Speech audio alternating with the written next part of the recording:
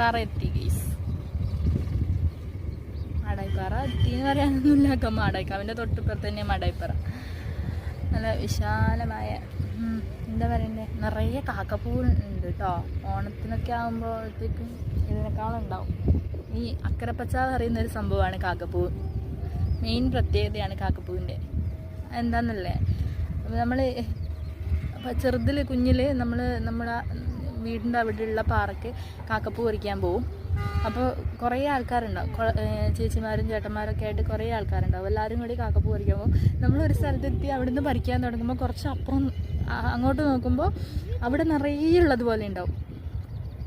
കുറച്ച് അപ്പുറത്തോട്ട് പോകുമ്പോഴത്തേക്ക് അവിടെ നോർമൽ നമ്മൾ ഉണ്ടായിടത്തുള്ള പോലെ ഉണ്ടാവുള്ളൂ, ചിലപ്പോൾ അതിലും കുറവേ ഉണ്ടാവുള്ളൂ.